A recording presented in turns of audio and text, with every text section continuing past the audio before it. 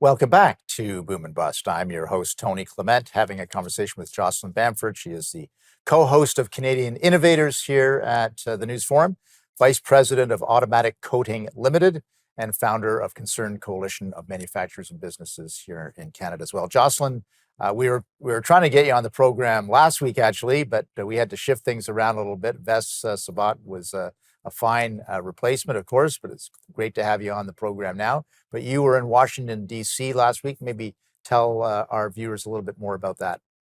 Well, we have a plant in Virginia as well as in Toronto and a location out in Edmonton where we work in oil and gas.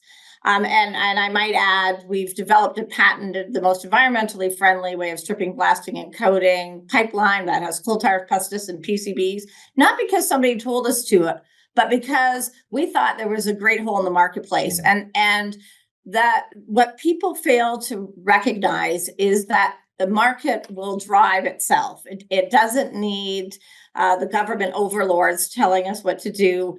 We'll drive down our energy costs if we can, because that's a big input. So it behooves us to do anything we can to innovate, to get those costs down.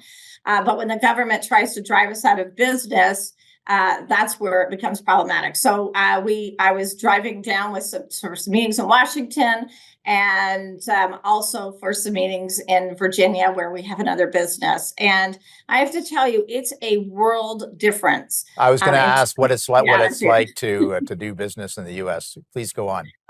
Yes. So having a plant, try to expand your plant in Toronto. You'll have to go against the city of Toronto, the province. Although they say they're open for business, they're really not. Not a lot has changed with us during the Ford years and trying to get expansion.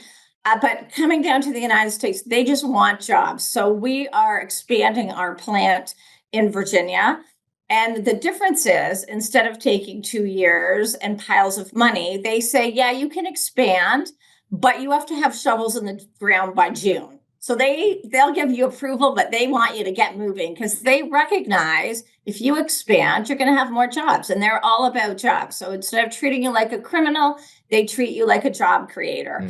And that is like a huge change for anyone that has opened up a secondary business. It's just a better environment, and that comes from the top down. They like job creators. They value business.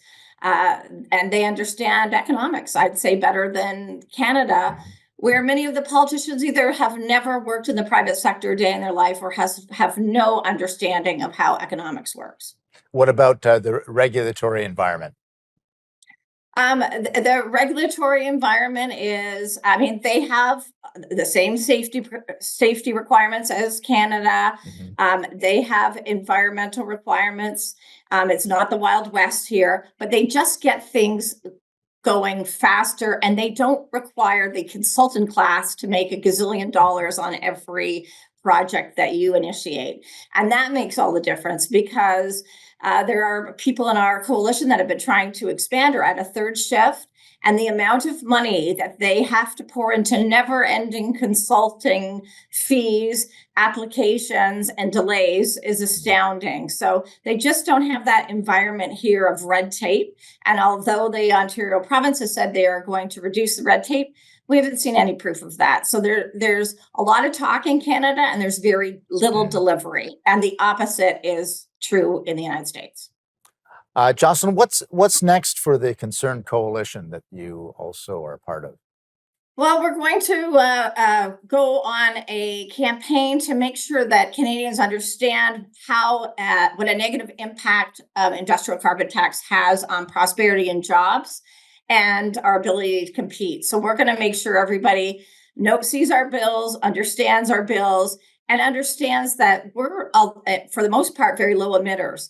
And the other thing that small to medium-sized business represents is we're not the ones that ask for massive subsidies and handouts. So I'm going to argue our manufacturing jobs are more profitable than the large corporations that are continuously having their hand out to the government and the taxpayer.